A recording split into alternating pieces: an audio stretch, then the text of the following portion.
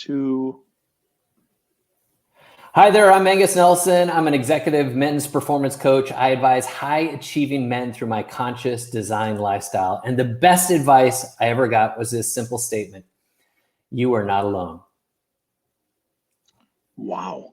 And neither are you, Angus. I'm here with you. How are you, buddy? So glad you're here. We did it. Hooray. You didn't leave me hanging. No, that would suck, man. That would suck for sure. So you're not alone. Boy, so who gave you that advice, or how'd you learn that? So I went through a divorce as a result of some really poor decisions. The first business that I started, I did for all the wrong reasons. I invested myself in self-destructive habits. And as a result, I lost my business, lost my marriage, lost my sense of self-worth because of addiction. And I was started with alcohol, then to porn, and then I was sleeping around and I blew everything up. And from that, I had this reputation that was destroyed. I was in a small town community in central Wisconsin. I didn't know who knew what. So I became this recluse and depressed and suicidal. And I was talking to a counselor, and he said, I don't care what you've been through, Angus. I don't care how low you feel. You are not alone. And he said, if you remember that for the rest of your life, you'll understand that there's always someone who's been where you've gone and come out of it. And you can always have hope and always know that there's a purpose to your pain. Wow. How's that? We got deep pretty fast. That is deep, man. That is deep. Well, yeah. So let's back that up. Let's unpack that before we talk about some other stuff. And that is, so first, growing up in Wisconsin, yeah. I totally understand the allure of addiction because it is cold.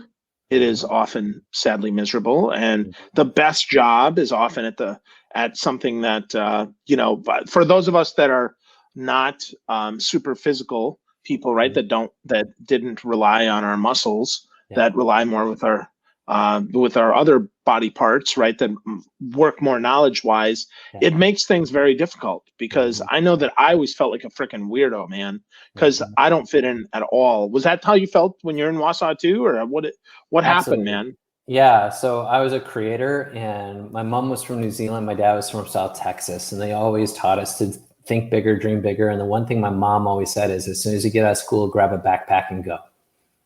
And so I was overseas a lot. I had traveled a lot. I came back to Wisconsin, and I was an identical twin. So, there was all these things that made us stand out.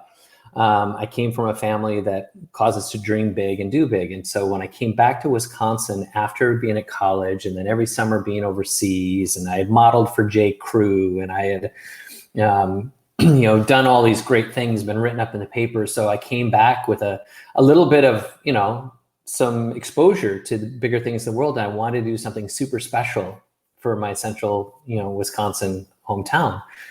But it was perceived as a threat because who do you think you are? Oh, look at you, coming back here, blah, blah, blah. And I don't, think that there was a lot of ill intention. They just didn't know and hadn't been exposed, and maybe in some form were jealous or whatever. And I internalized that to think that I was broken, that I was wrong, that I was screwed up, and I was alienated.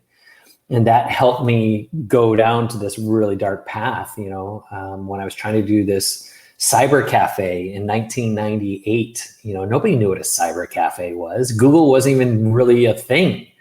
The .com bubble hit, and here we were with free Wi-Fi in our coffee shop that offered concerts 3 to 4 nights a week. And we did jazz nights, and we had an open mic night, and we brought in bands from all over the world. And people didn't know how to comprehend that, and we tried to make it look like a martini bar. You had these cool lighting and fixtures and stainless steel and a black mahogany bar with stainless steel top. And it was the coolest joint. We had over 15,000 kids come through our place. But around the community, they wanted to support the Boys and Girls Club because we were too trendy or too different or too whatever. And so it became really frustrating when I was trying to do a good thing and I wasn't getting the backing and support, and I just got angry and I made it about me, and that turned into all this other stuff. So yeah, I'll stop there because that's all part of a book that I wrote called Love's Compass, and I go into all of that really transparently and vulnerably. Wow. Wow, that's crazy, man. I mean, Yeah. I absolutely feel that coming from northern Wisconsin. That was, that was a lot of it too. And I went right in the Navy out of high school, Mm. so to get out of that crap. So when did you leave, man? When did you go? So I did that divorce in 2003, was when everything finally went down. And I left in 2005. In Okay. August, I pulled into Huntsville, Alabama, August 1st, 2005. And it was as a result of an author was down there. He had written a book. And he had written a number of books that I had read, but this one in particular was called Becoming the Person You Want to Be. And it was all about understanding that, kind of like Wizard of Oz, like you're looking for all these external things. But at the end of the day, Dorothy found that what she was looking for was already inside her. And that was kind of the message that spoke to me. And I said, I'm going to go sit under this guy and let him mentor me and coach me for a year. And that's when I was really introduced to this whole concept that I, now do as a performance coach, is that I could have somebody outside me speak into my life, hold me accountable and push me, and train me in ways that I didn't know, the ways I didn't think, the ways I'd never experienced, and accelerated and advanced my growth on such a trajectory and such a speed that I never knew possible. And then, of course, I met a girl while I was down there and had to stick around after that. And so I ended up staying in the South. And, That's funny, man. So Huntsville, let's see. I think growing up, the Oakland Athletics AAA team was there, and is Huntsville where Space Camp is too? It is. Yep. Yeah. I drove by Space and Rocket Center. My oldest daughter was a camp counselor there. I spent 8 years in Huntsville, Alabama, and it's grown considerably even since I left about 5 years ago, and I came to Nashville, Tennessee.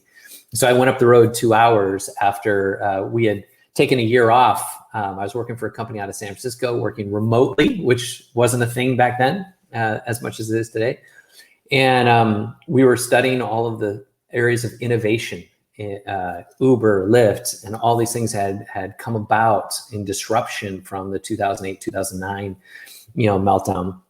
And as a result, here I was working with these Fortune 500 brands, running this association, telling about all these opportunities. And my wife and I were like, well, what if we drank our own champagne? Let's sell our house. And every month we were in a different city, staying in an Airbnb or what was the other one? Airbnb, VRBO. And VRBO. And so we would stay at these homes for a month, all the way from San Diego to Aruba. And at the end of the year, and we dragged 2 kids around with us. They were 3 and 4 at the time. So I'd work my job, hustling for Wi-Fi, like I did today, because I don't have Wi-Fi at home. We just talked about, I'm at my daughter's apartment getting Wi-Fi here because AT&T and the whole thing that went down this last weekend. But I said 2 cities we picked at the end of this full year. I picked San Diego. My wife picked Nashville.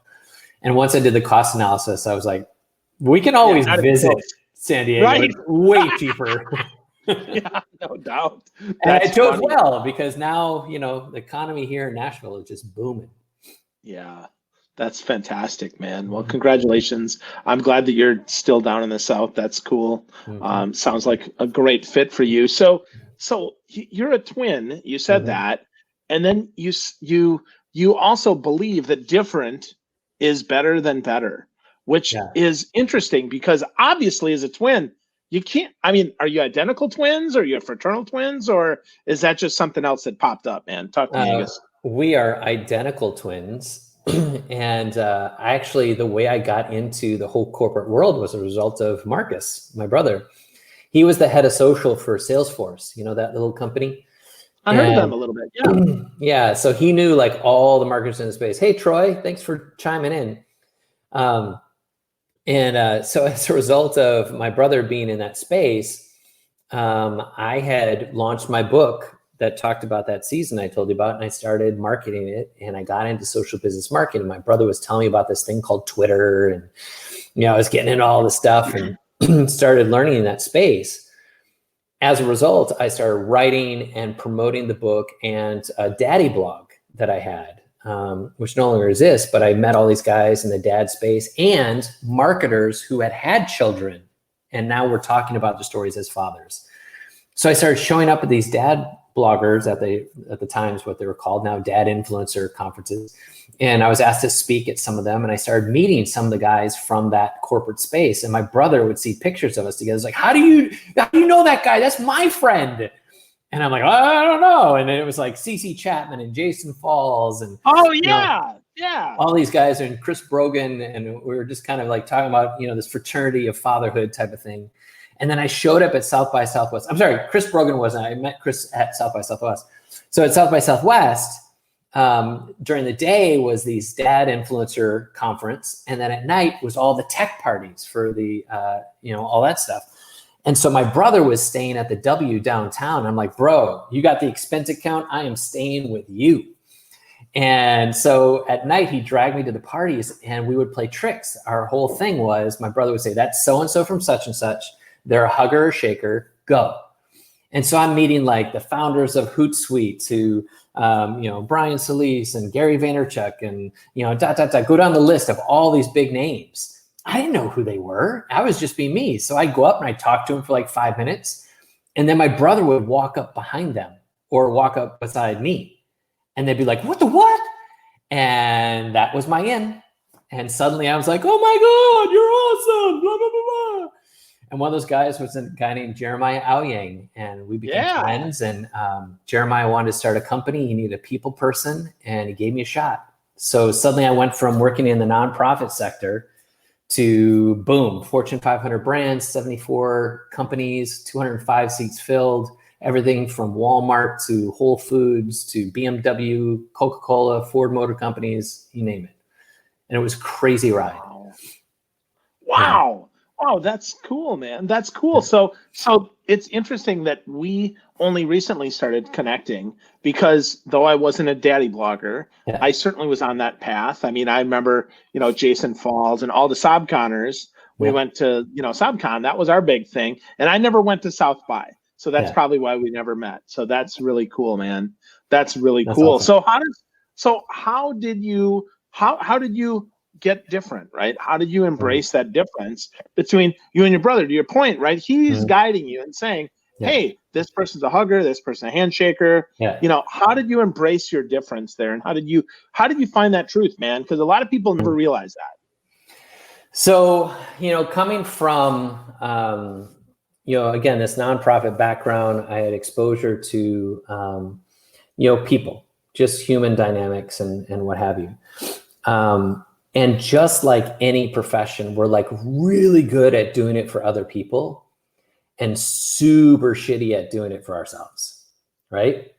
And so for me, it was having this pinnacle moment of attention being grabbed. I don't think everyone else in the world has to go through what I went through. And in fact, my whole mission is to prevent them from having to go there. I just didn't have the sense to do it any other way for whatever reason. And so for me to learn my lessons took humility and vulnerability and getting super honest with myself. I would look in the mirror and I didn't like the dude that I saw. In fact, I would say a lot of the stuff was based on a lot of self-hatred. And when we get to that place psychologically, what I've learned now, looking back, is that we are a product of our internal conversation. And we will either attract or create the kinds of external experience to validate the way we see ourselves. Because our brain is always in pursuit of validating whatever we feel inside. So it's a solution mechanism. That's what our brain does. It's the ultimate solution organ. And so when we have chaos on the inside, our brain will seek to validate that chaos. So we will attract or create opportunities for relationships, engagements, conversations, or whatever that will treat us the way that we want to be treated. This is our, and so one of my earlier conversations was one of my friends, one of the guys I worked with down at this program in Huntsville, he said, we attract our favorite pain. Angus, you love to be punished. And when I went back through my story about some of the stuff that I went through, it was like I had this self-hate where I was always a high performer and I was never good enough for myself. And so I always thought that I was less than.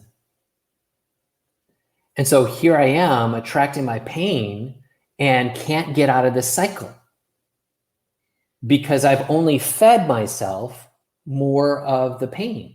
And so here we go. We feed ourselves internally. We're having this experience. Our brain seeks to qualify and validate. And now we have more of that pain.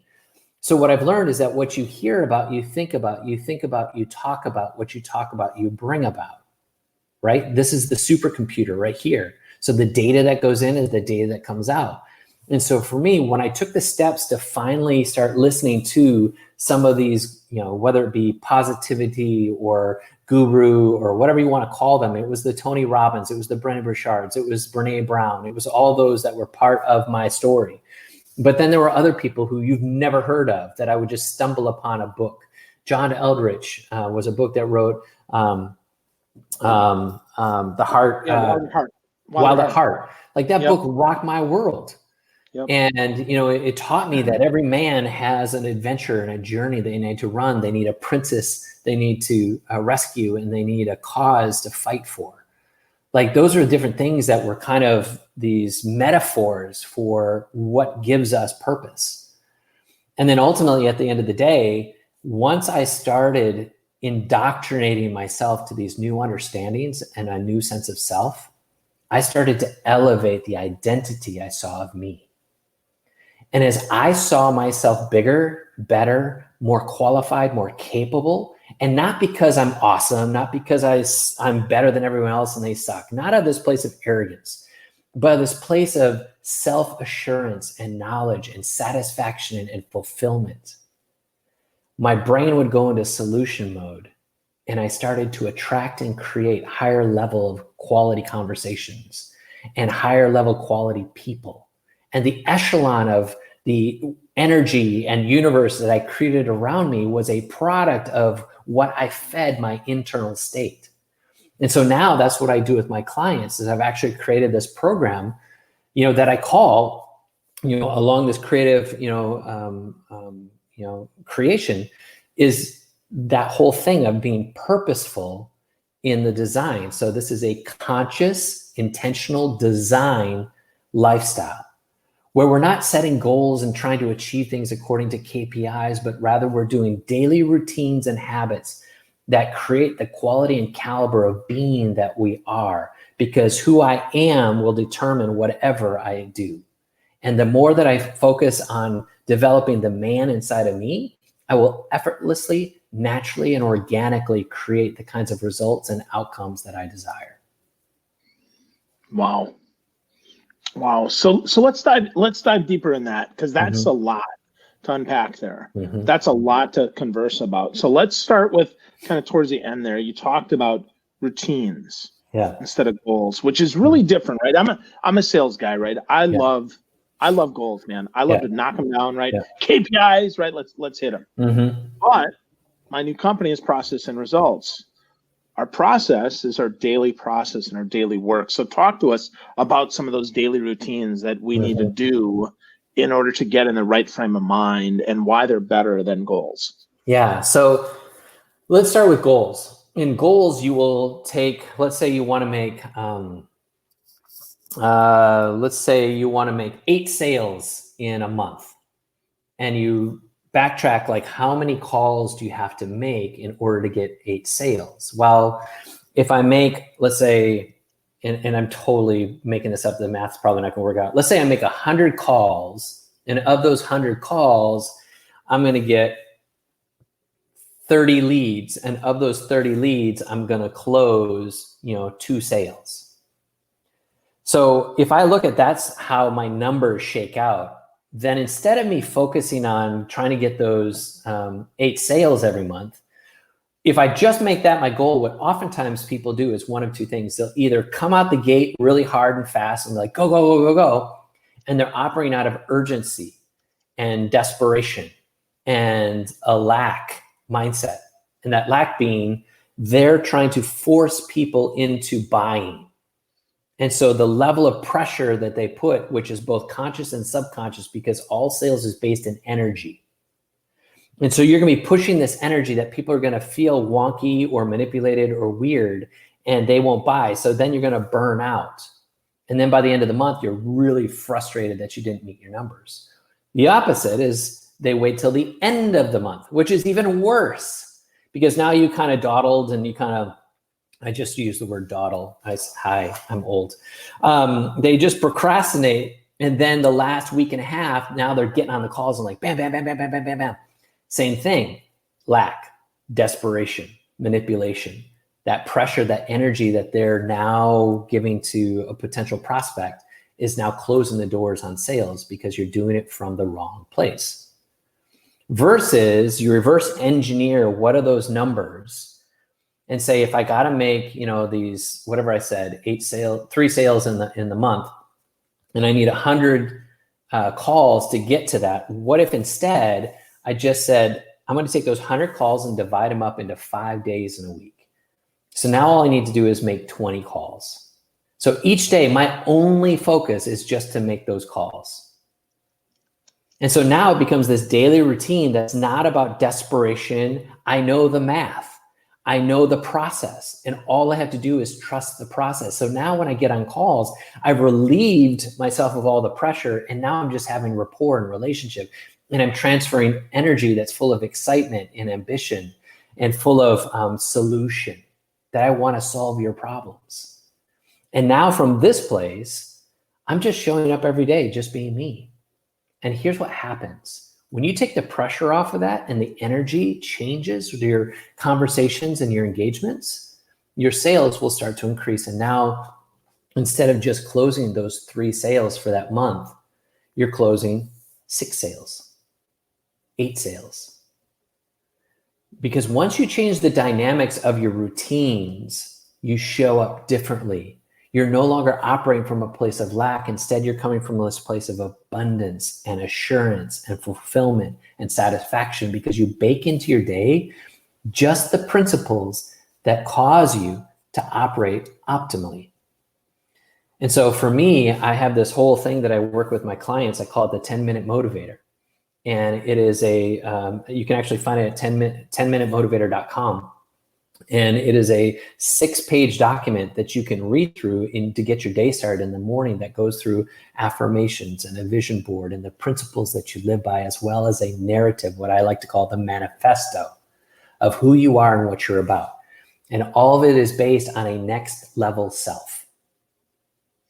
And when you rehearse that emotionally, you imagine yourself or visualize yourself in that next level state, you will actually get to this place where you are becoming that person. You will be that person because your inside now sees yourself at that state. Your brain goes into solution mode, and now you start to create it and manifest it.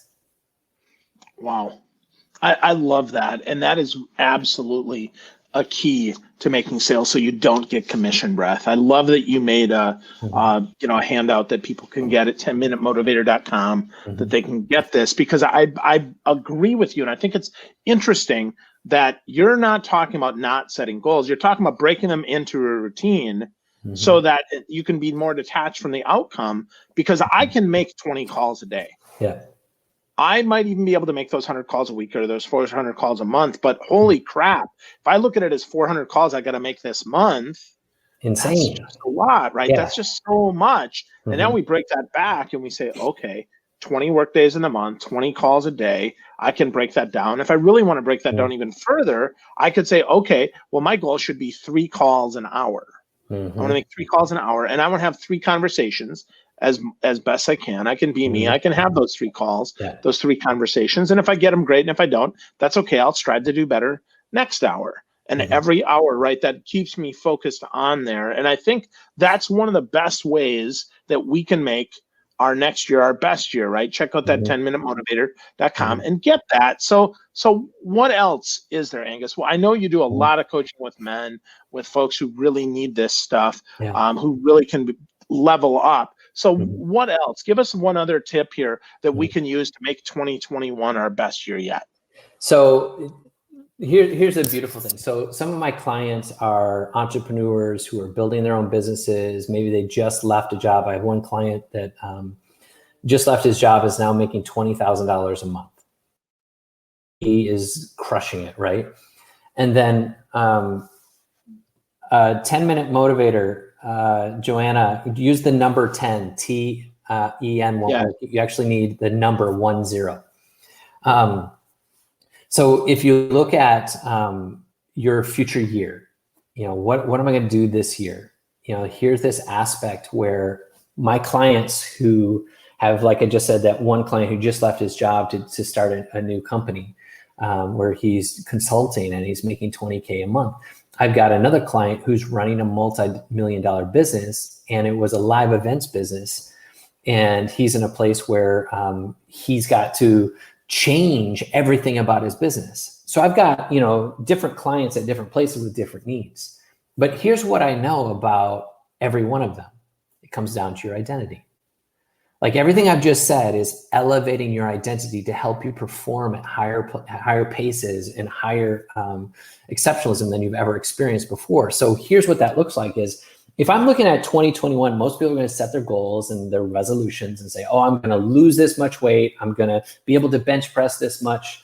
I'm going to spend more time with my family, my kids. I had one client who talked about what his goals were for the year. And he said more time with his wife, more time with his kids, and more time for his health. Awesome. What were your goals last year? More times with my wife, more time with my kids, more time with my health. Oh, great. What was it before? He said, actually, I've done it the last 4 years. And he reached in his file cabinet, and the last 4 years were the same goals. I said, let's fix that. Instead of those being goals, what if we make these lifestyles? Like, what if you had a game night once a week with your family? What if you had a couch talk with your wife set aside every week with just the two of you? You set aside 1 hour. And it could be over coffee, it could be out on the porch, it could be on the couch, whatever. Like, we're trying to do all these things thinking that these goals are going to help us when it's just a shift in our routines. That's how you get a lot of these things that you want. So here's going to be the biggest piece of advice I want to help you with for 2021. Like, if anyone wants to ask me, this is what I'm doing with my clients right here, right now. Stop looking at the goals and the achievements from a perspective of just a blanket linear component. And let's instead flash to December 2021. It's the same date now. What are we, the 29th? And you're looking back at 2021 to look at all that you've accomplished and make a list. And put that list in a past tense. I achieved this sales goal. I spent X amount of time with a certain so-and-so. I asked that certain someone for that raise, that promotion, or that elevation. I accomplished this financial monthly goal. Like, put those things into a context of past tense, and then close your eyes and attach your emotion to what it would feel like to be fulfilled, confident, to feel pride in what you've accomplished. Psychology says that when you attach information with emotion, your brain creates pathways called schema. It's a neuro something or other. I don't know all the science behind it. But it connects you to a reality that makes something you're imagining feel real. And science tells us that when we visualize, our brains can't tell the difference between the thing that we actually experience versus the thing that we only imagined. And this is why you see athletes perform at high levels when right before they go up to, perform their feat, you'll see them imagining themselves. They're visualizing their success. They're visualizing crossing the finish line. They're visualizing these components. In the same way, you can visualize this future self, and now you're using this neuro-linguistic, programming in your brain to create that next level identity. And then start documenting who that man is or who that woman is. Who are you? Because what's most important in our lives is not what we accomplish, it's who we become. Because who I become will naturally accomplish those things. Great people are not great people just because they've done great things. They're great people because they were great people first, and great people always create great things. Wow. It's not about what we accomplish. It's about what we become, because great people accomplish great things. Holy crap, Angus. That's awesome, man. Yeah. That is really stinking awesome. So, wow, man. So I guess my last question is, let's go back to that first point you made. You said you're not alone. Yeah. So how do we get a little more together? How do we get a little more connected? How do we make sure that we don't stay alone, that we stay in this, that we get people around us that can help us? Yeah. Gosh, I wish more people just had outright humility. And we live in a world, our westernized world. I'll start there. There are other cultures that kind of transcended into different components of this. But I think for our westernized world, we think that there is strength in perfection. And that if we look a certain part, people will feel a different way about us. And so our whole aspiration is to look that part. My whole thing is not about looking a part. You can go through all this transformation and have a whole lot of crap going on. Because here's what I know. When you start upsetting what you've always known, things get wonky. Because your brain wants to keep you safe. And it will initiate like these survival behaviors to try and keep you in a box. The moment you try and change, I always tell my clients, expect this. In the next 3 to 4 weeks, something in your life is going to go sideways. It just is, right? But if you can back up and realize like those things going sideways are actually a road marker that you're on the right path. Like when you face that, you're facing resistance, and that resistance is actually internal. It's your brain challenging you, saying, are you sure you want to do this? Because all of our track records, our DNA and our history as a species wants to keep us safe. And that's why we have fight and flight in our brain.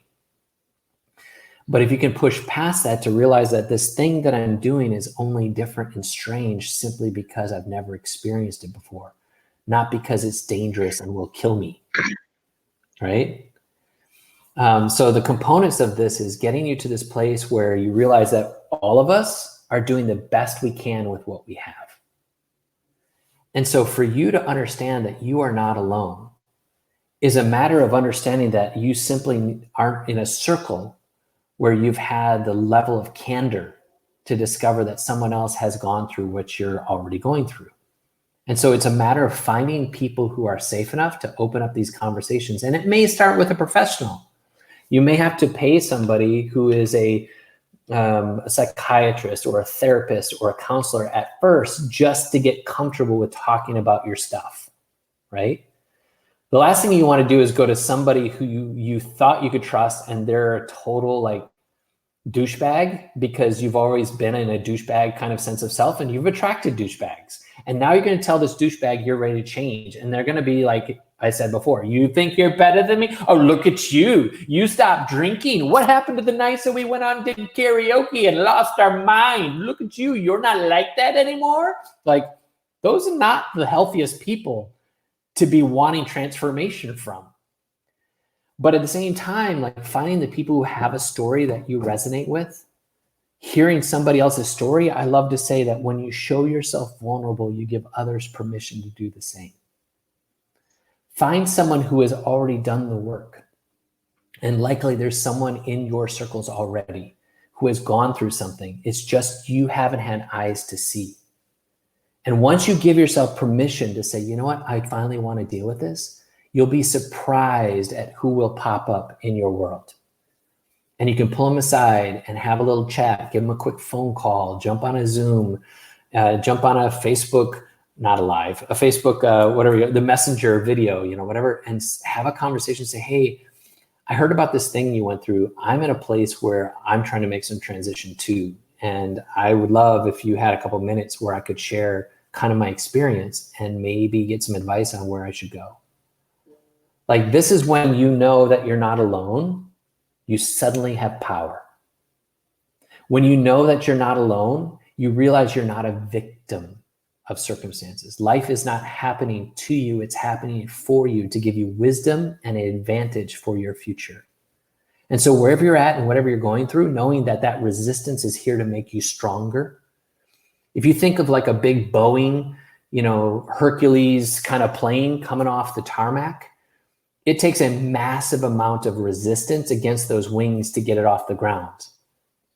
When it's on the ground, all you need is a couple of wedges. You put those on the tires, it's not going anywhere. But if you want it to move, you pull aside those wedges, and it needs resistance to fly. And so do we as human beings. That resistance gives us strength. That resistance gives us flight. And so the challenges that we face are not because they're impossibilities. They're challenges that are causing us to grow, that are pulling out of us lessons to learn, that are pulling out of us more muscles than we knew how to handle before. We never had to use these muscles before. And now all of a sudden we can self-soothe. All of a sudden we can, have self-awareness and emotional intelligence. So that's a long answer to the fact that knowing you're not alone is a superpower. Awesome. That's such great stuff, man. You shared so many good bombs today, right? Different is better than better. Talked about routines over goals and breaking those goals down, about creating a conscious, intentional lifestyle. You gave us your 10minutemotivator.com. You talked about who we become, not about accomplishing, and reminding us in closing that we all need resistance to fly. Holy crap, man. That's really, really powerful stuff. Now, folks, if you want to get more from Angus, you absolutely should go to his website. Go to angusnelson.com. But Angus, if people want to have a chat, if they want to, get more connected with you, do you have a favorite social network or somewhere that they can have a chat with you on and maybe share a little of their story and see if working with you is the right thing? Yeah, I'm at all the things. Simply at Angus Nelson. Facebook's probably the best. You can jump on Facebook, Instant Messenger, and you can send me a note there. Instagram or LinkedIn, all the same. It's just at Angus Nelson at the end, and you got it. And if you're in Clubhouse, come and find me on Clubhouse, because I'm hosting some rooms in there where we're talking about some of this stuff and diving deep. Awesome. Good stuff. So one last comment here from my friend Les Patterson. He says it's amazing when we turn our thoughts to improving how the law of attraction, the brain's reticular activation system works. It brings potential help into your life. So one of the key factors is finding who you can create that alignment with. Yeah. Really good stuff, Les. Thank you for that. And Angus, thanks for sharing your heart today, man. I feel even more connected to you now, my friend, and I'm just so grateful for you. Thanks, brother. You bet. My pleasure. You betcha, as they would say. Yeah, you betcha. Oh my God, that's awesome. Oh, harsh. Here we go. Cripes. Yeah, that's it. Yeah, and you said, and don't dawdle. Go to angus.com or 10minutemotivator.com. Whatever you got, but thanks for watching. Thanks for listening. Have an awesome day, and hope this helps you create better routines instead of setting meaningless goals. Have a great day.